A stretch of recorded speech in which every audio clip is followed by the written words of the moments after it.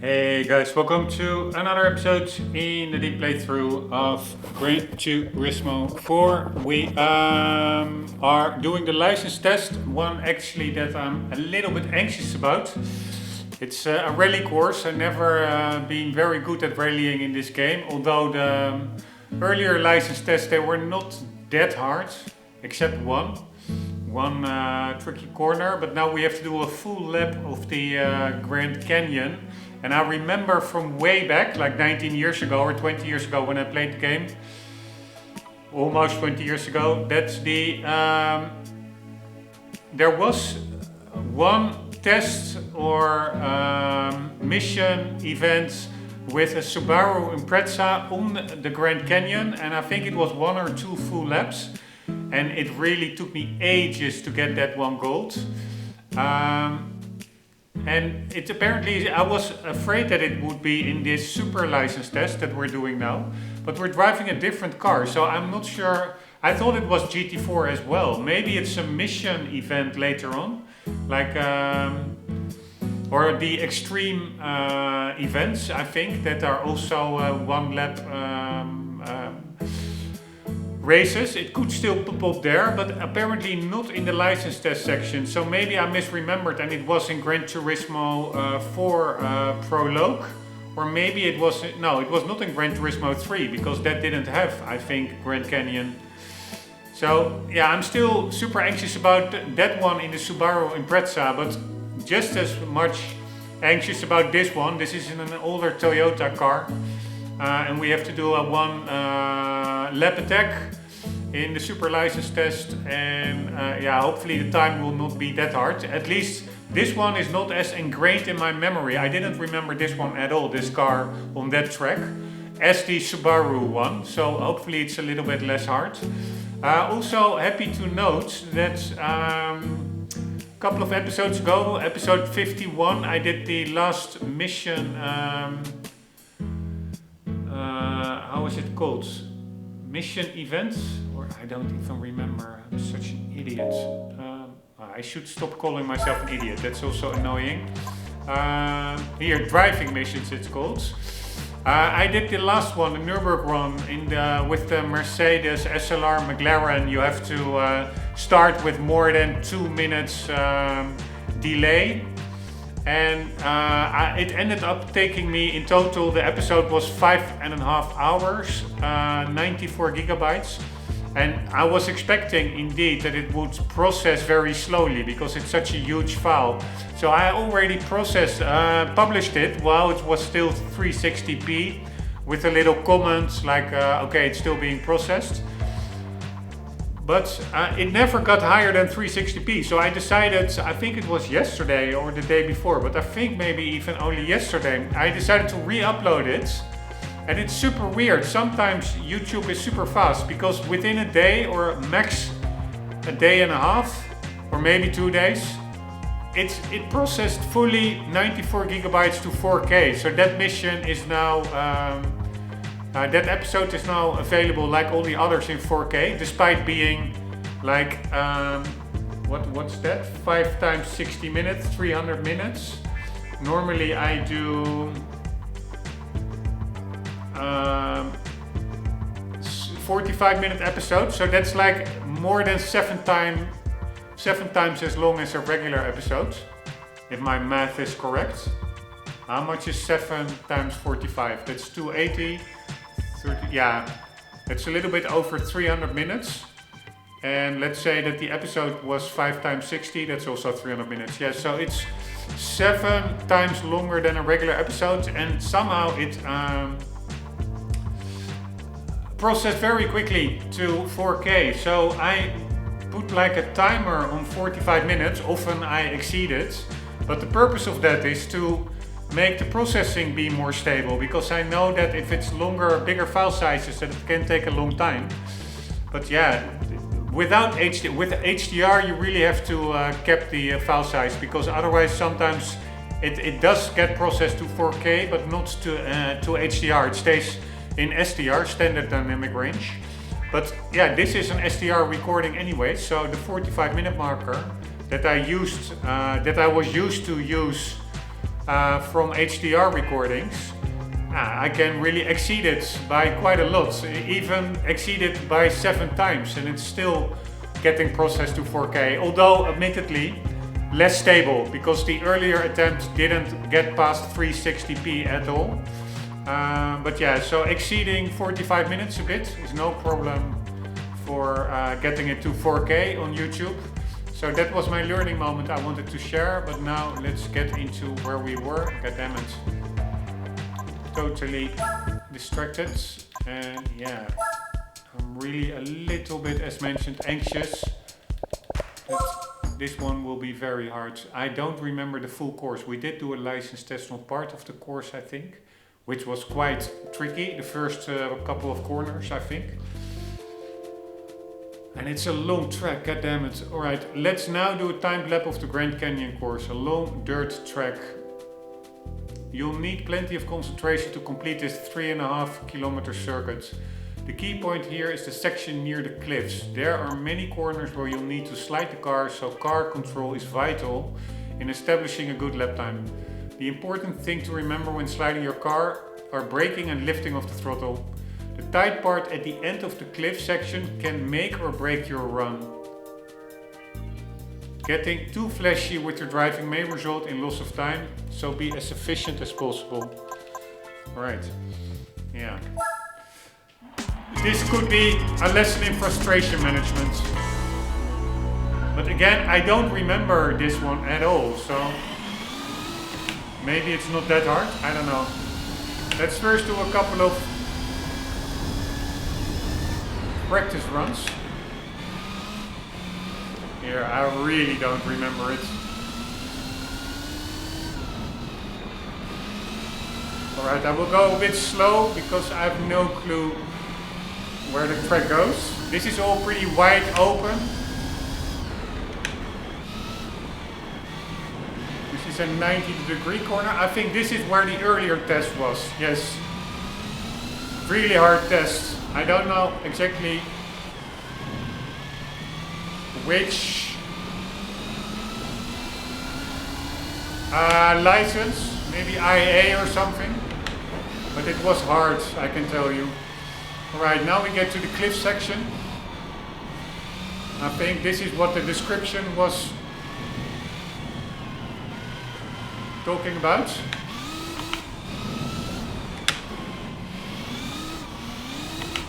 Alright, this car actually has a pretty long first gear, so we'll make more use of it.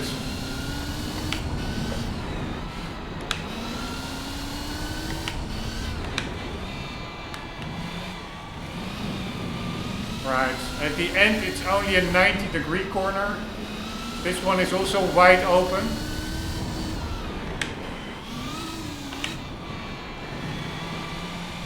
And over here I really don't recognize it. This was also, I think, in an earlier test. These bumps.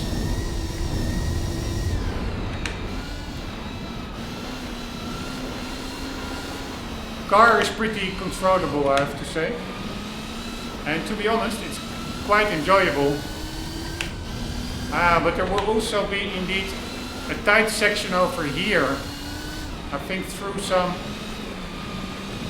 just before the finish line.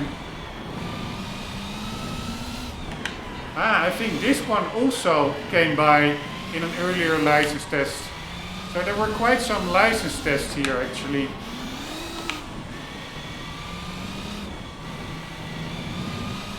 Yes, now we go downhill and also again a couple of S's here. Oh, here, this is what I mean. This I remember from another license test.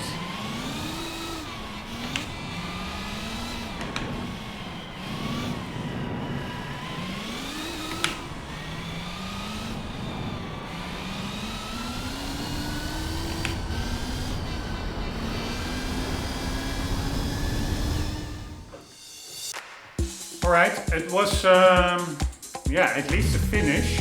Let's see how much we need to improve. Probably 10 seconds. What did we have? Yeah, indeed 9 seconds we need to improve. I had 2:56, yes. 9.5 seconds.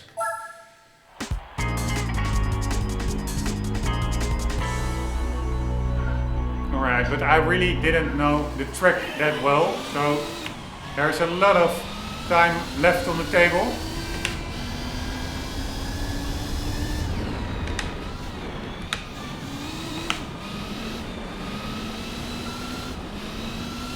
I really need to keep the car sliding and rolling and don't go wide like that. This is where track knowledge really comes in. You can want to slide the car, but if the corners are more tight than you think, you will go wide. Like over here, I should know this corner better because this was a test I really had to spend quite some time on. Alright, really my learning moment is this car go back to first.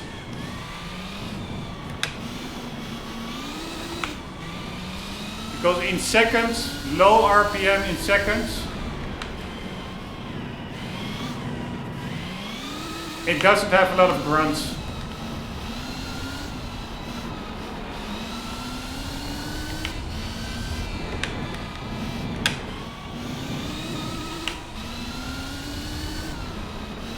Alright, too much braking here. This is a fast corner. But again, I have no idea how sharp these corners are.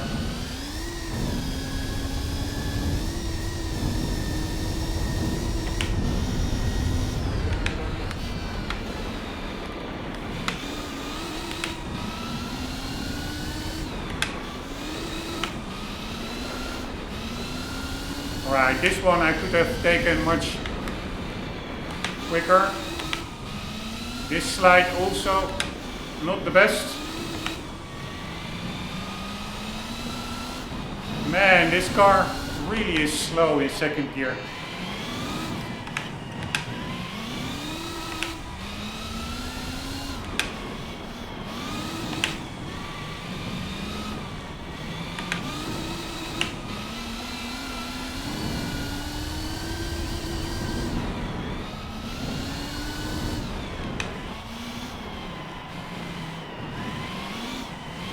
But this car really handles quite nicely. You can really quite easily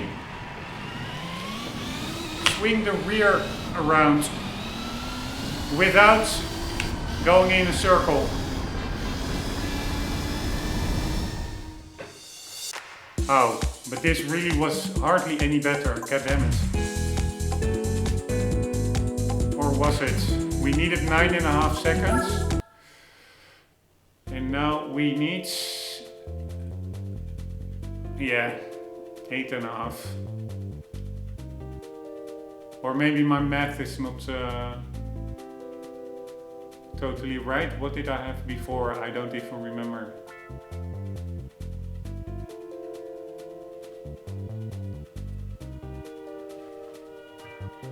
Yes, this could be very tricky.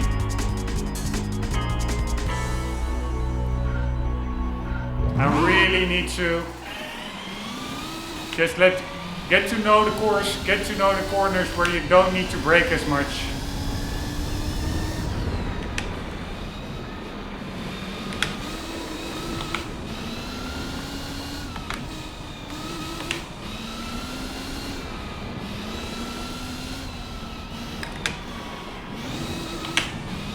This one I should have kept in second, I think.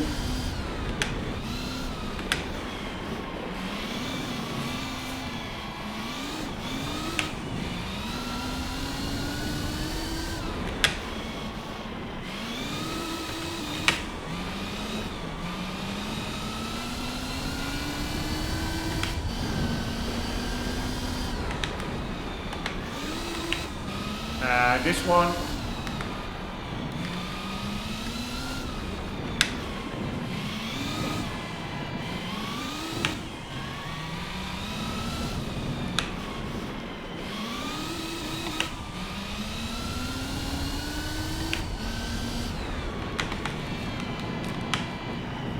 Oh, fuck these fucking pedals on this steering wheel, which turn around with the wheel. So if you are turning around, it's super easy to hit the wrong pedal, so to say. I hate non-stationary pedals. I hate them.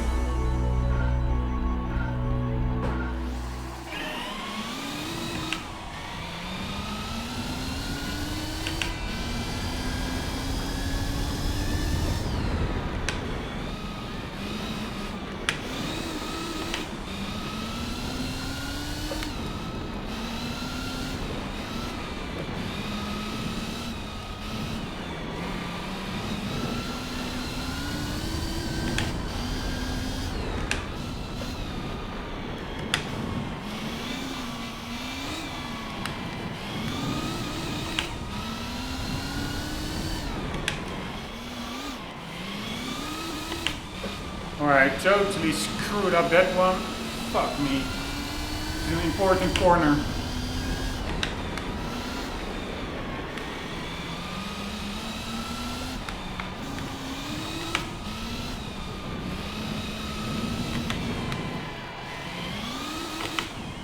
No idea why I totally come to a stop over there. Fuck me, man.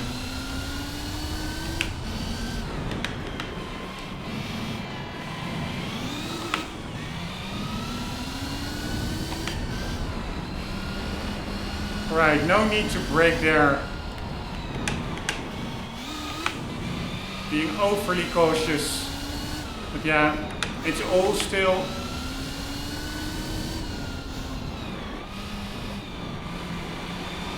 Getting to know the track part.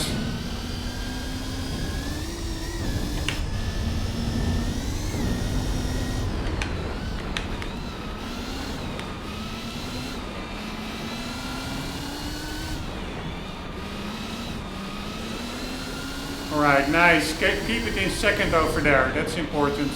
As well as over here. I'm again way over braking. That section at the back after the jumps, really you can keep it in second there to make a mental note.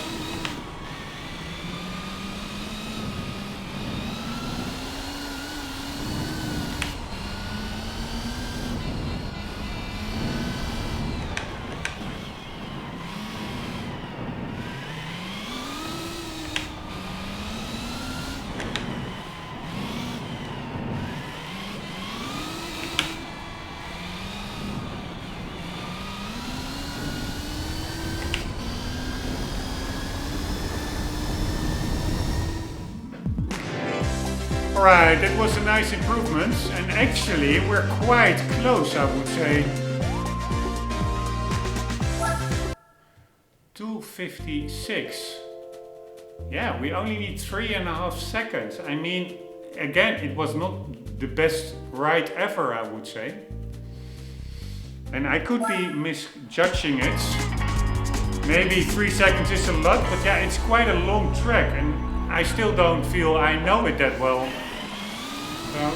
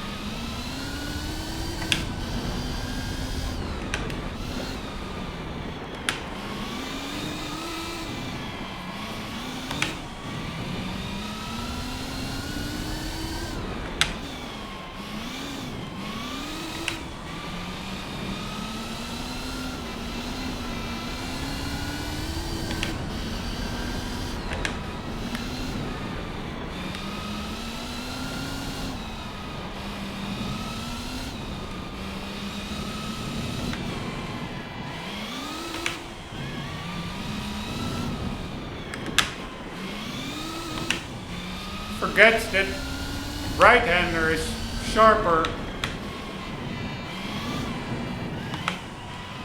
than you would think. This one I totally over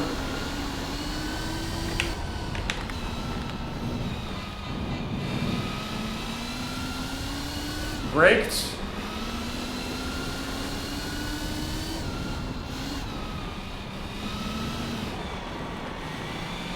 Here, keep it in seconds, I would say. Alright, and now the back section.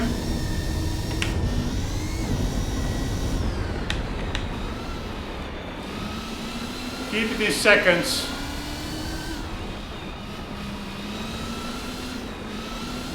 Yes, this corner I can gain a lot, I would say. Keep it in second here as well. Not so much steering as I'm doing now. Here. Yeah, probably keep it in second as well.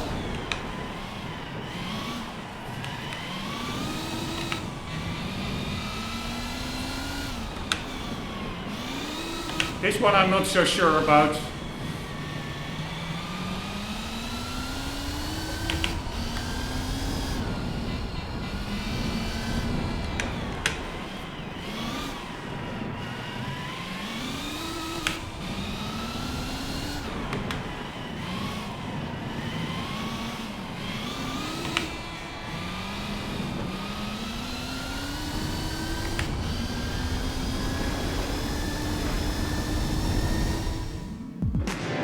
Alright, we are improving. Not that much only. So it could be quite tricky still. I think I need a little bit over 2.5 seconds. And I'm sure there is a section where I'm really taking the wrong line or over braking like a madman, where I can instantly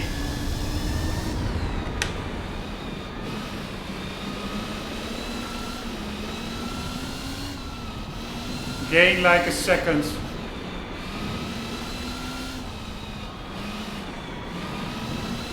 Right, this flow went much better.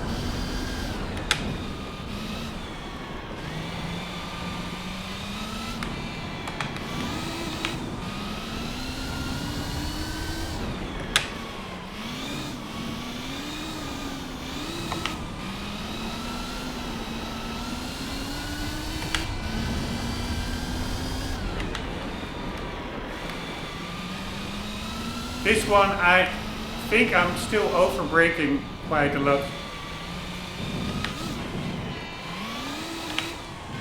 And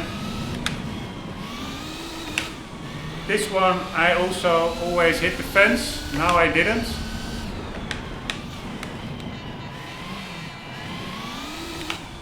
Should have slid more over there.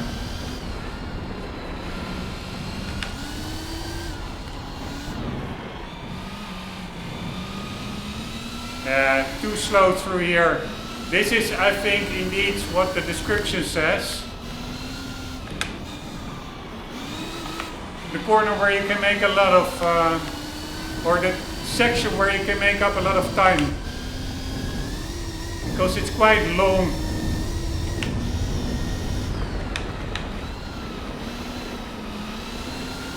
Alright, I need to get on the gas more aggressive here.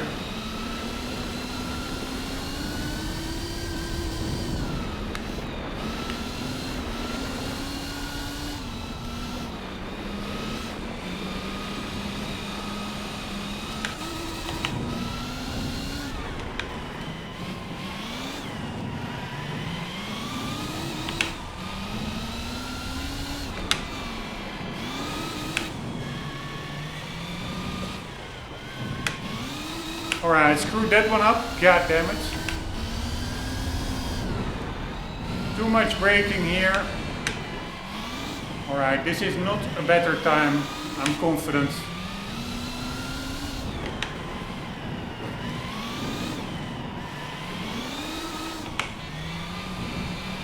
And also here screwing it up.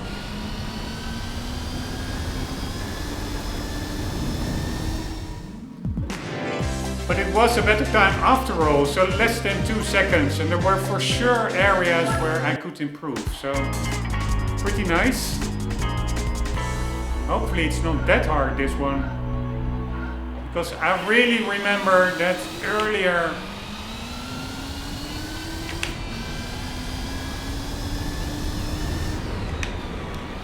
Grand Canyon.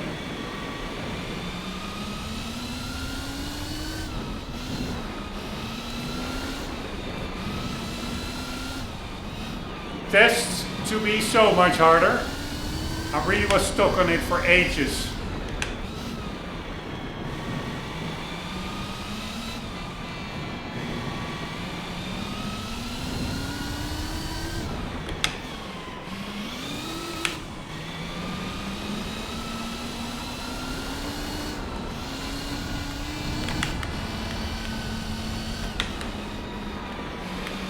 And again, I think I'm leaving too much on the table over there.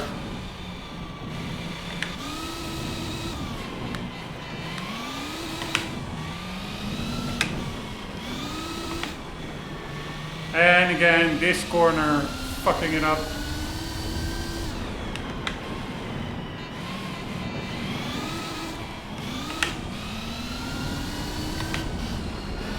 Let's see how fast we can take this one.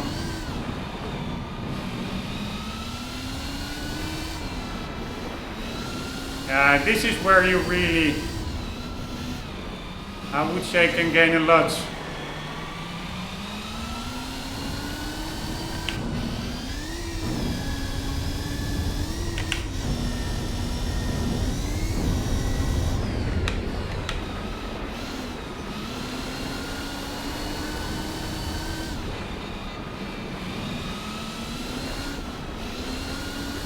Alright, this went nice.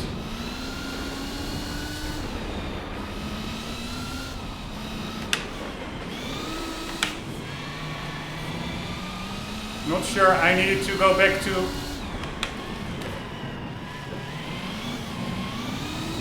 first gear there, but whatever.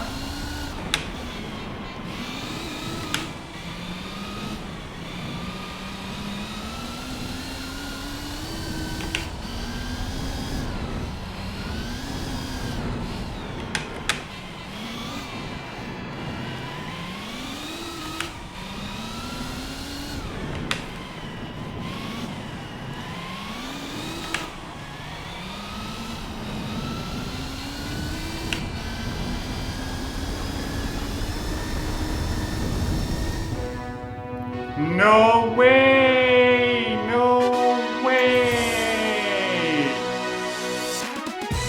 No way! I was still expecting to be here for at least a half an hour to an hour. So this is why I don't remember it, because the time is so much more lenient than with that Subaru car. Alright, I will do the... Yeah, I don't even have a lot of tips and tricks, but I will do some tips and tricks that I can share. Alright, I do like it. A little bit of... Oh wait, this was the stop one. Where is the display? Yes. Anywho, what I wanted to say, I will share, one or two tips that I have. I really don't have any tips.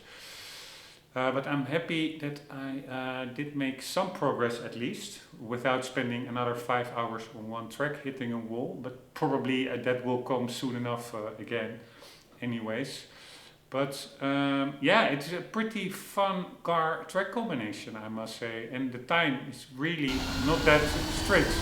Alright, full throttle over here, try back to second, and try these first two a couple of corners are not that hard. You can take them in second instead of first. Also I'm noting, as I did already in the run itself, that this car has quite a long first gear, up to 60 km or so, and also if you are, let's say, at 50 km in second, it takes a long time for the car to climb out of the low rev, so you really want to shift down to first, I would say. And also what is important, if you take these corners, really you have to steer in a bit earlier than you normally would on tarmac, because the car you need to initiate a power slide that takes also a bit of moment, like the car turning around on his axis, so to say, to get that diagonal angle to drift through the corner. But that also takes some time. So you already have to initiate that steer in a little bit before you would normally drive around the corner on tarmac, because of that initial delay of sliding. And then once you are in the slide, then you accounted some time for that, and then you are in the correct position, close to the apex and to the inside of the curb, sliding around it, instead of sliding around it correctly, but way too wide from the inside of the curb, so to say. So, long story short, I would say in this rally track, you have to steer in a little bit earlier than feels natural to initiate slides. And then full throttle, and here as well, already steer in a bit.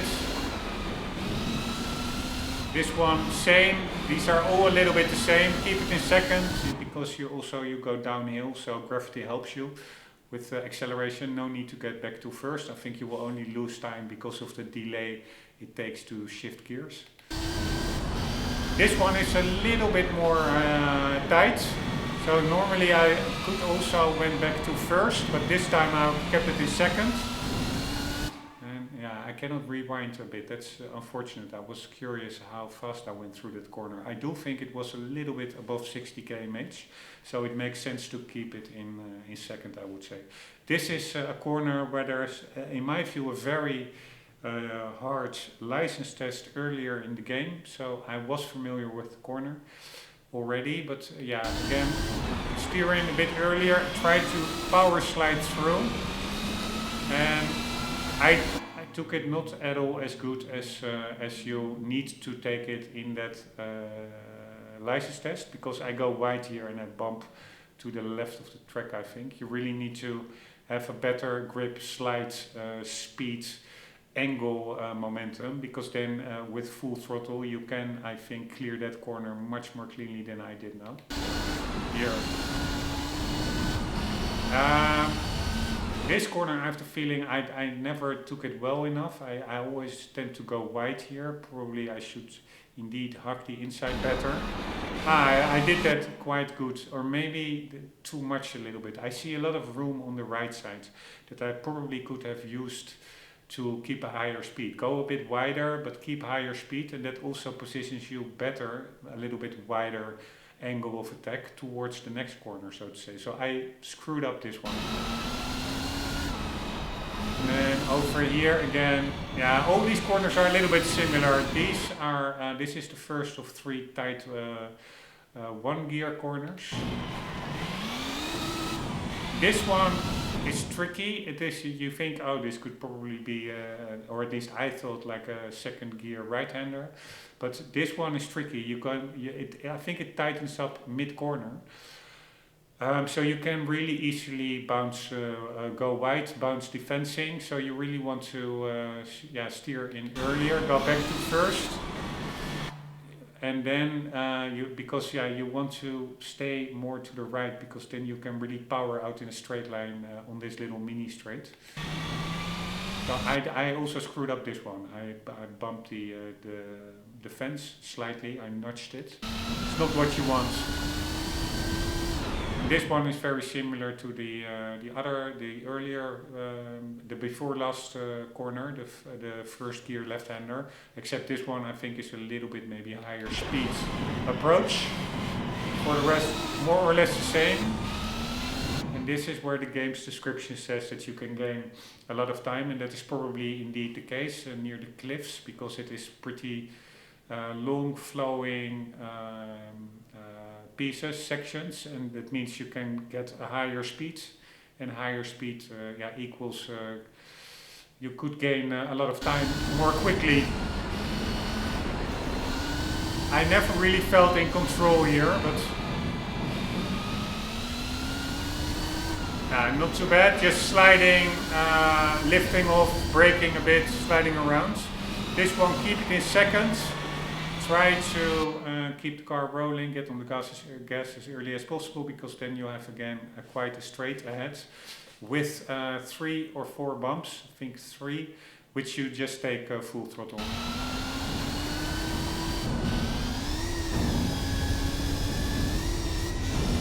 And one thing I did here that I didn't do before, maybe that helped, is mid-air I went to 4th gear, because otherwise I noticed I was very high in the revs. I was not sure whether there really was a lot of acceleration still going on, and this felt, now I'm landing, like it's really accelerating quite nice. So probably that can save a little bit of seconds. All the corners coming, at least 3 corners after these jumps, are quite fast flowing 2nd gear corners. So just steer in early, get the drift going in 2nd, get on gas here as well. 2nd gear, already full throttle here. A little bit lifting off if you feel like you're sliding wide. And also this one, same kind of corner, it tightens up a bit at the ends. And then even this one, I went back to 1st gear, maybe that is better, I don't know. You could also maybe keep it in 2nd gear, not sure here. But what I did here, that was not good at all. I should have committed. I went to 1st, I should have kept it in 1st, because now we're going uphill. You need more power, and I'm very low in the revs for this car in 2nd gear, so I'm really losing time here. At least I think I did. It was maybe not too bad, but this is just a sharp hairpin. Back to 1st, slide it around.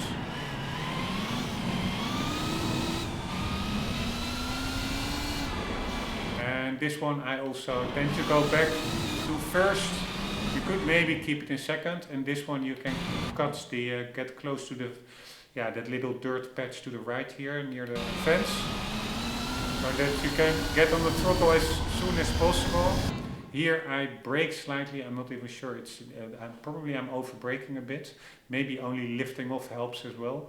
But I'm sure you cannot keep your foot to the throttle here, because you will probably get airborne and launch into the crowds on the other side of the track, of the hill.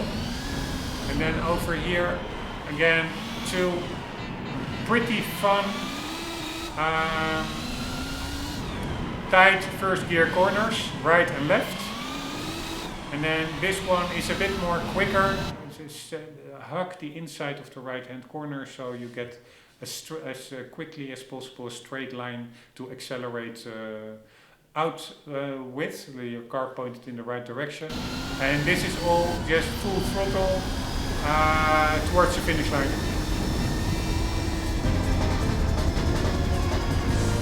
Alright, secretly I'm really happy that this didn't take ages. I'm still a little bit PTSD after that mission 34, which took 5.5 hours, or 5 hours. Let's one time watch the outside replay. I really like the track actually. I do have to, I cannot deny that, it's just a cool track. And also this car, amazingly controllable, very nice slides you can initiate without spinning in circles, etc.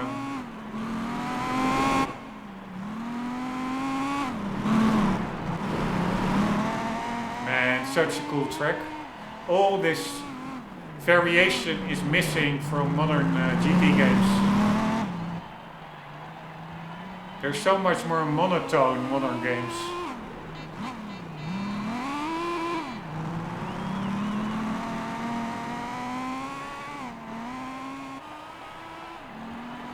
I wonder, does this car have a turbo? Yes, right? Or not?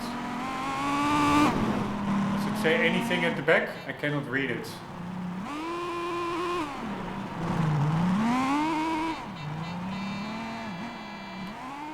It says Stereo.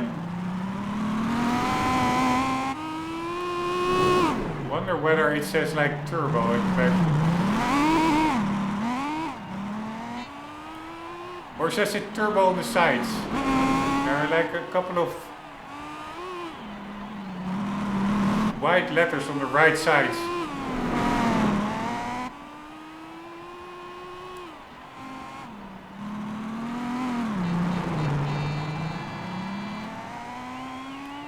I cannot read it.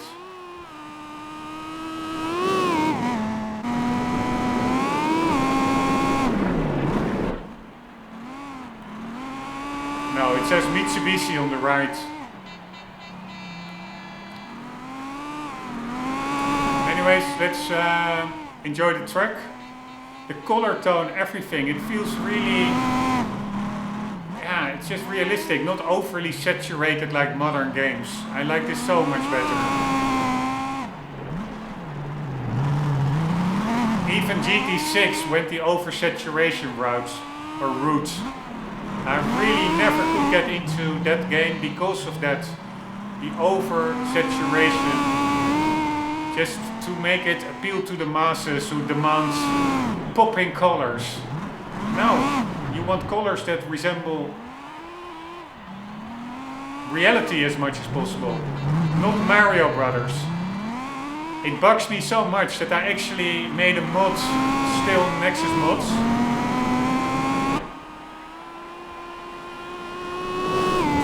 To turn the original,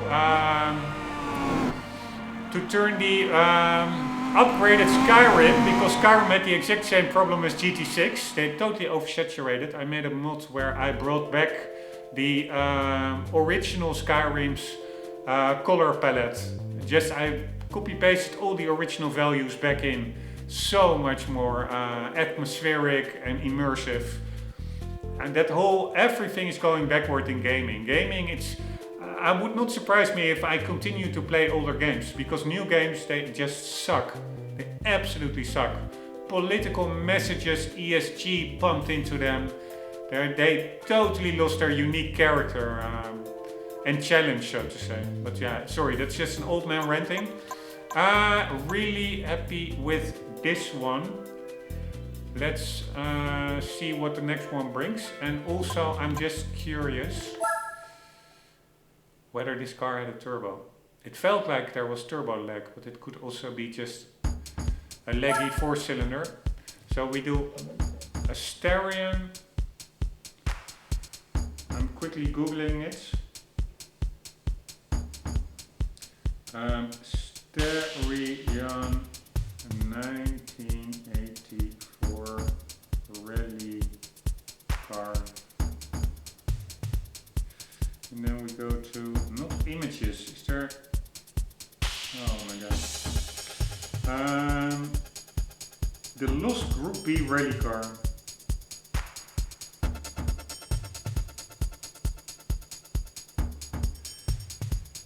Fresh light has been cast on Mitsubishi's stillborn attempt to join the likes of Audi and Ford. They show the company was seriously about building 200 road-going examples of the Starion 4-wheel drive to participate in Group B. One moment, the Mitsubishi remained one of rallying's lost cars, alongside Ford's rear-wheel drive Escort RS 1700T and mid-engine versions of the Audi Sport Quattro that were tested behind the Iron Curtain in Czechoslovakia, but ultimately dismantled after the project was discovered. Alright, it would have had a 2-liter engine in production form, in effect an updated version of the Lancers motor, and this would have been expanded to 2.140 for the 20 Evolution competition specials that would have been allowed under Group B rules.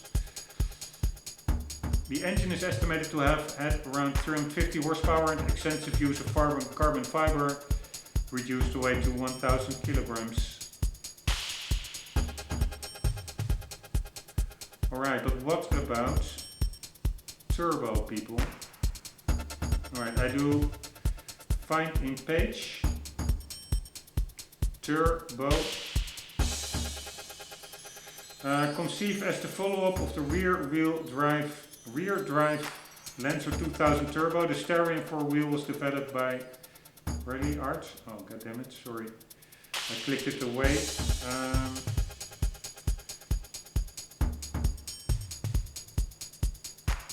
Right, where does it say turbo here? Yeah, so it's a bit unclear whether the rally version would also have turbo.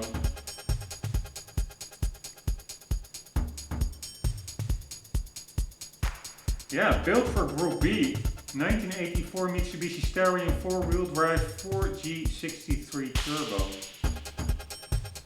The Mitsubishi Starion is a two-door turbocharged 4-cylinder rear-wheel drive 4-seat hatchback sports car manufactured and marketed by Mitsubishi.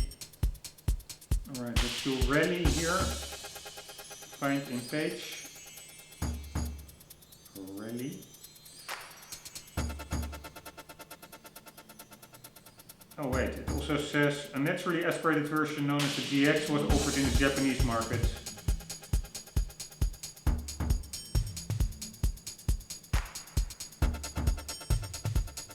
Although not commonly seen in modern motorsports, a number are still raced on both circuit and the special stage rally events, usually by privateers.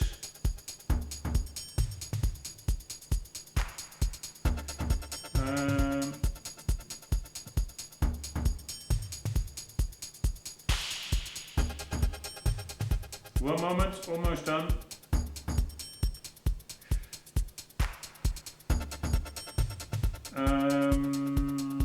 Further weight was saved by the use of carbon fiber, stump guard, blah blah blah, resulting in a final weight of less than 1000 kg, lighter than the Audi Quattro. The car was developed with a turbocharged and intercooled version of Mitsubishi's 2-liter fuel-injected engine, but the final goal was to use a turbocharged and intercooled 350 horsepower version of the Sirius Dash engine that Mitsubishi announced at the 1983 Tokyo Motor Show, which switched electronically at 2500 RPM from one inlet valve per cylinder to two. The car was campaigned for Mitsubishi by Team Rally Art in Essex, Great Britain, under rally veteran Andrew Cohen and engineer Alan Wilkinson, who had developed the Audi Quattro for Audi Sport UK. Alright, so pretty sure that